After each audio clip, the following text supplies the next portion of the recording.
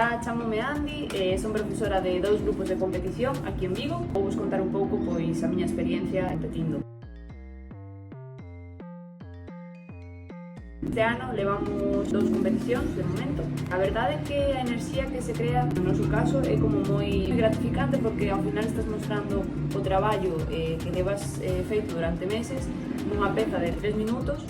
Es como que teñes que nesa peza intentar dalo todo, mostrar un pouco o que eres, o que estás representando.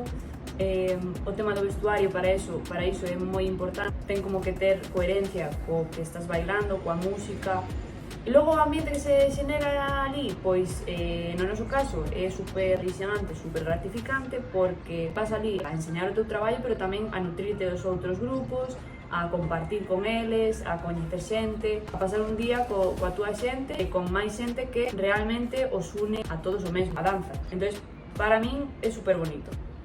Logo a hora de as premios e así, é normal que te poñes un pouco nerviosa, ao final pois todos queremos como levar un premio, pero non é o importante é ir ali, pasalo ben, disfrutar e xa está. Creo que a xente que va coa mentalidade de temos que quedar de primeiros ou temos que ganar algo, ao final non disfrutan como dese proceso que é o realmente bonito, que é iso, pois estar ali, nese ambiente, coñecer xente, nutrirte do que ves, estar cos teus compañeiros, reírte, disfrutar. E iso para min é o máis importante. Cando vais con unha mentalidade de temos que quedar primeiros ou segundos, ou que sexa, creo que ao final perdes todas as pequenas cousas que hai nese proceso que o que realmente para min define a danza, que é como pois eso, o compartir o ver unha peza e,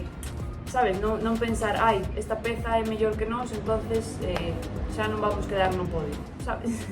Entón, eu creo que moita xente vai con esa mentalidade e o que non debería de ser, ou non deberíamos de inculcar a xente que empeza a bailar.